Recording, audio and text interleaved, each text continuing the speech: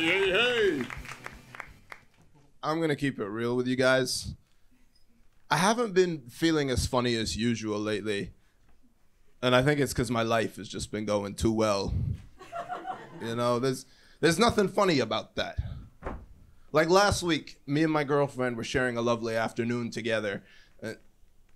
That's the end of the story. That's it. There's nothing funny about that, you know? It sucks.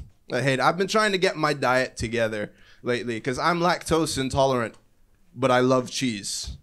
And it's a real problem. Being lactose intolerant but loving cheese sticks feels like being homophobic but loving dicks. Because I'm like, and then I throw up and hate myself. I'm not a smart man. Sometimes I think I'm smart, but then I remember I'm from the Caribbean and I can't spell Caribbean. I don't even know how to say it. Is it Caribbean or Caribbean? I don't know. No, I moved to the UK about 5 years ago, and my dad tried to warn me against it. And you know, there's some very valid reasons to advise your son against moving to England. There's a housing crisis, an economic crisis. But my dad's a conspiracy theorist. He was like, don't go to England. They test the vaccines on black people. I've been here for 5 years now, and not once has anyone tried to test the vaccine on me. It feels bad, you know, like am I just not black enough? No, but I do think there's some real problems with living in the UK. It's a difficult country to be an immigrant in, you know, because generally speaking, people don't want to hear you complain about a country that you chose to move to, you know? They have this attitude like, well, why don't you just leave then?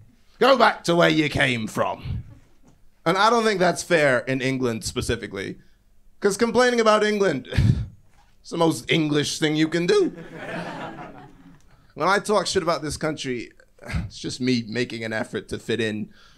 You know, sometimes I'll be having a good day, but I have to pretend I'm not. Just to blend in with the locals. I'll be walking along, smiling to myself, and then someone will ask me how it's going, and I gotta switch up real quick. Oh, me? Mate, I'm having a right man. Always makes me laugh. In England, when you're having a bad day, you don't say you're having a nightmare. You say you're having a right mare. And that confused me. I thought you guys had some sort of Scooby-Doo speech impediment.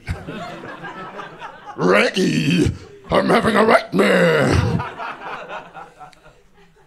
I work at a school for kids with autism, and I was really surprised when I started the job, because most of the kids at the school are black. And you know, I kind of thought white people had the monopoly on autism. I've just never seen so many black people with autism in one place. I got there and I was like, oh shit. So this is where they tested the COVID vaccine. No, most of my job is just answering the kids' questions. But every now and then they hit me with something I just don't know how to respond to. You know, like I came back one day into the class and there was a kid masturbating in the middle of the classroom. I was like, Dexter, what are you doing, man? Because he was doing it wrong. He had an overhand grip. I said, Dexter, that's private. We do not touch ourselves in public. Why? And I didn't know what to tell him, so I just told him the truth. I'm like, we can't masturbate in public because society hates to see a black man be happy. Thank you, thank you.